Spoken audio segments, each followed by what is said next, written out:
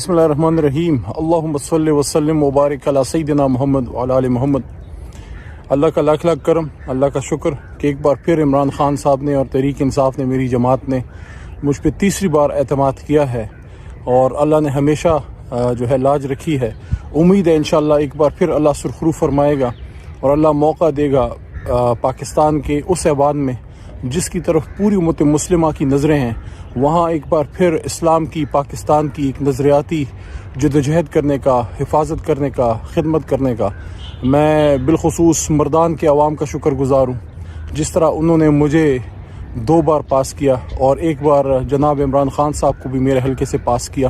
آپ کا شکر گزار ہوں، آپ کے تعاون کا طلبگار ہوں، اور میں یہ توقع بھی رکھتا ہوں، پر امید ہوں کہ جس طرح پہلے بھی اللہ نے مجھے توفیق دی کہ مردان کا، اپنے عوام کا، ان کا سر جو ہے میں فخر سے بلند رکھوں، کیونکہ 9 اپریل کی رات علی محمد نہیں کھڑا تھا، اس رات پاکستان کا ایک بیٹا اور مردان کا ایک بیٹا کھڑا تھا۔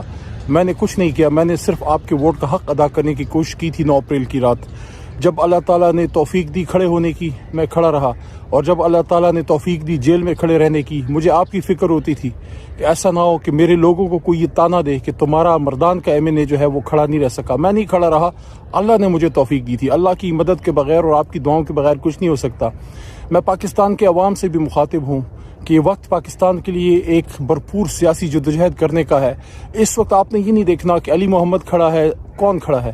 عمران خان صاحب کا ٹکٹ جس کے پاس ہو اس کو آپ سپورٹ کریں، تاکہ پاکستان کے لیے ہم اپنی جدوجہد، کیونکہ ایسے موقع بار بار نہیں آتے، زندگی میں ایک بار یہ موقع آتا ہے اور یہ موقع اب ہمارے پاس ہے۔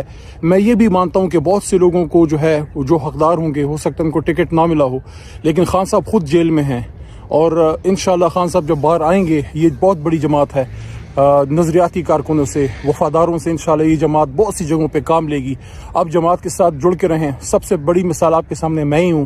2014 میں جب استعفوں کا وقت آیا، سب سے پہلا استعفیٰ میں 1 مہینہ پہلے لکھ کے جیب میں رکھ چکا تھا۔ جب بنی گالا خان صاحب نے استعفے مانگے، ہمارے ساتھیوں نے لکھنے شروع کیے، میں نے مہینہ پہلے لکھا ہوا استعفیٰ نکال کے ان کے سامنے رکھا کہ میں پہلے سے تیار تھا۔ اسی طرح جب 2018 میں ٹکٹ کا مسئلہ ہوا، مجھے یاد ہے ارشد شریف صاحب، ارشد شریف شہید کے پروگرام میں ارشد شریف شہید نے میرے سے پوچھا کہ آپ کیا کریں گے کہ ٹکٹ نہ ملا۔ میں نے کہا میں ٹکٹ کے لیے جماعت میں نہیں آیا، اگر نہیں ملا میں پھر بھی جماعت کے ساتھ ہوں گا۔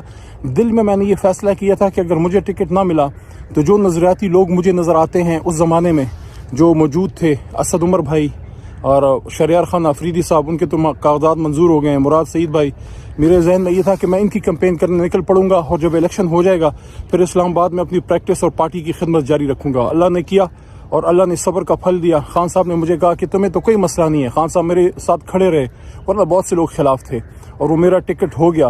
اور مجھے آج بھی یاد ہے، مجھے پہلی مبارکباد بھی ارشد شریف شہید نے دی تھی۔ پورے پاکستان میں پہلا میسج ان کا آیا تھا کہ مبارک ہو آپ کو ٹکٹ کی۔ آج وہ ہمارے بیچ نہیں ہیں، بہرحال اللہ ان کی مغفرت فرمائے، لیکن ہم اپنی جدوجہد جاری رکھیں گے۔ میں یہاں یہ بھی کہنا چاہتا ہوں کہ پاکستان تحریک انصاف کی لڑائی کسی سے نہیں ہے، نہ اداروں سے ہے، نہ کسی سے ہے۔ ہم اس ملک کے لیے، اس ملک کی خاطر سیاست کرتے ہیں۔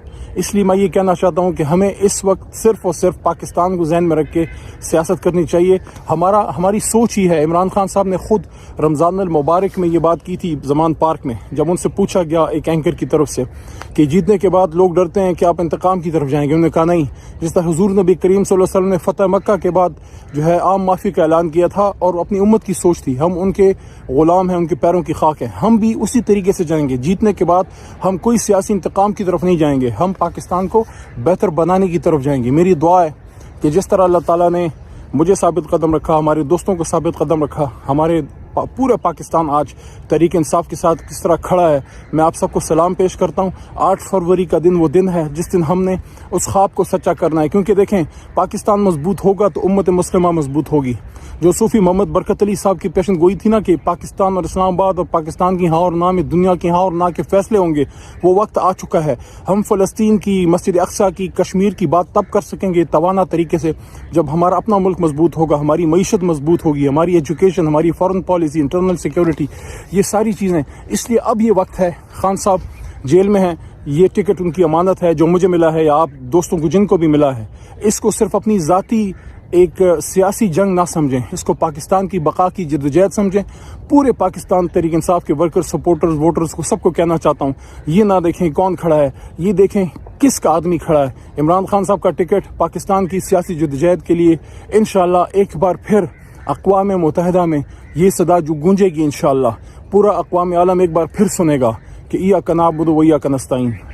پاکستان زندہ باد، عمران خان پائندہ باد. پیارے ناظرین کرام، جیسا کہ آپ دیکھ رہے تھے علی محمد خان، جن کا تعلق مردان سے ہے اور پاکستان تحریک انصاف کے بہت بڑے کینڈیڈیٹ ہیں.